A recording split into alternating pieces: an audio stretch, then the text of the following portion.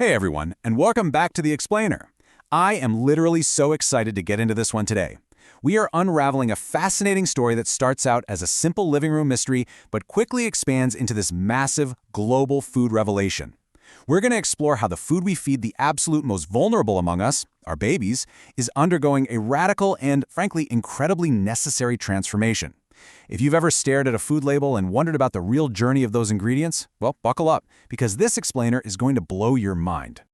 So, our whole journey today kicks off with this incredibly relatable everyday moment. Listen to this. This is Elton. My son-in-law and I were feeding my granddaughter and wondering why we were using baby food pouches from Turkey. Right? It's such a good question. We grow apples, carrots, and spinach right here in the US. So why on earth are we complicating the supply chain for something so simple? It's a pretty wild juxtaposition when you think about it. On one side, you've got a modern American family just hanging out in their kitchen, trying to feed their baby a healthy snack. And on the other, you have these generationally untouched, wild harvested groves located halfway across the globe in Turkey. It feels totally counterintuitive, doesn't it? But to understand why a local family would actually need to rely on dirt from another continent just to get a safe carrot or apple puree, well, we've got to look at a pretty dark reality of our modern agricultural system. All right, Section 1, the heavy metal problem and that massive 2018 wake-up call. 95%. Let that sink in for a second. Back in 2018, a groundbreaking report by Consumer Reports sent absolute shockwaves through the parenting community. Investigations revealed this terrifying truth. Up to 95% of store-bought baby foods, and yeah, that includes both conventional and organic brands, contained toxic levels of heavy metals. Literally 95%. It wasn't just a few bad apples, it was a systemic issue across the entire aisle. What we're dealing with here are the big four offenders: arsenic, cadmium, lead, and mercury. Now, on a basic level, these heavy metals do occur naturally in the Earth's crust. We know that. But the real problem? Human intervention. Decades of industrial agriculture, mining, fracking, wastewater irrigation, it's all heavily concentrated these toxic metals into our environment.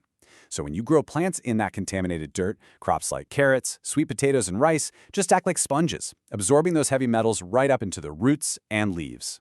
And you'd think there'd be strict federal limits on this, right? Well, it's a surprisingly complex regulatory environment. Despite tremendous pressure from advocates for years, the U.S. Food and Drug Administration actually hasn't mandated a final, comprehensive safety standard for heavy metal limits across all baby foods. They've proposed some initiatives, like Closer to Zero, but without strict finalized federal limits, caregivers and food companies have basically been left to fly blind, searching for their own solutions to protect kids.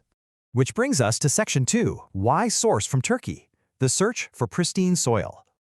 Okay, before we cross the Atlantic, we need to understand exactly how safety is measured here. Parts per billion, or ppb. It's exactly what it sounds like. 1 unit of contaminant per 1 billion parts of the whole. It is an incredibly microscopic amount. But here's the kicker. Because babies are so small, the calories they consume make up a huge fraction of their body weight compared to us adults. Even just a few parts per billion of lead or arsenic can impair brain function. So testing for these elements has to be rigorous and extraordinarily sensitive. So why are companies looking all the way over there? Well, the Turkey advantage is incredibly clear. The region offers some of the cleanest, purest soil on the planet. A lot of the farming land there has been virtually untouched by modern, chemical-heavy industrial practices. We're talking about generations of farmers relying on natural, regenerative agriculture. Plus, a lot of the fruit actually comes from wild harvested orchards. Because of this unique geography and history, the baseline for naturally occurring heavy metals in the soil is extremely low. It really boils down to this idea. It's not the scale of the farm that matters, it's the standards. You might have this wonderful, well-intentioned, tiny local farm right down the road in the US. But if that farm happens to be sitting in a region with historically high levels of naturally occurring heavy metals in the soil or groundwater, those crops are still going to absorb them. Geography totally dictates safety, and that's exactly why reaching out globally to places like Turkey became a real necessity to ensure the safest possible baby food. All right, Section 3, the regenerative solution and going way beyond organic. You've probably seen the Regenerative Organic Alliance certification, or ROC.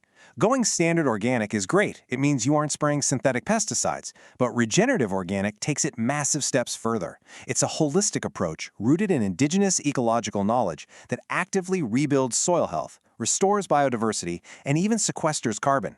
Things like composting, zero tillage, and cover cropping literally bring the dirt back to life.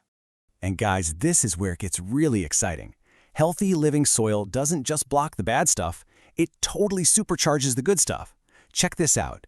Regenerative crops yield 34% more vitamin K, up to 50% more zinc and magnesium, and 60 to 70% more total phenolics, which are those awesome, powerful antioxidants. By cultivating a rich microbiome in the soil, the plant roots unlock and absorb way more nutrients. So regenerative farming is kind of a magic bullet. It solves the toxicity problem and the declining nutrient density problem at the exact same time. And believe me, the market is catching on fast. The organic baby food market, which is sitting around $4.8 billion globally, is projected to nearly double. Why? Because parents are absolutely demanding it. Concerned caregivers are voting with their wallets, driving this massive economic shift toward clean label, high nutrition standards. They want actual peace of mind built into the product, not just hoped for. Moving on to Section 4, testing soil to spoon and raising the standard. So how do they prove it? Unprecedented verification. Innovative brands are now using a crazy rigorous 4-point testing process. First, they test the soil itself annually. Second, the raw ingredients are tested per harvest lot. Third, they test the prepared ingredients right after blending. And finally, the finished product gets tested directly in the pouch or jar. They use highly precise independent labs that catch heavy metals down to just 2 parts per billion. It's a safety net at every stage. If there's a spike in the dirt, they catch it way before it ever becomes a puree. And the best part? They aren't hiding these results in some corporate filing cabinet. This soil-to-spoon transparency means companies are slapping QR codes directly onto the packaging. Caregivers just scan the code and boom, they get real-time access to the actual finished goods test results for that exact batch of food they're holding. You don't have to trust a marketing slogan, you can literally read the hard data yourself. It's a total game changer for empowering the consumer. Which brings us to our final section, food for thought, the macro question. Because, when you zoom out past the baby food aisle, you realize something pretty profound. If the soil our standard agriculture relies on is contaminated enough that we have to source from halfway across the world and do 4-point testing just to make a safe jar of pureed carrots for 6-month-old, it kind of makes you wonder how many heavy metals are in the food the rest of us are eating.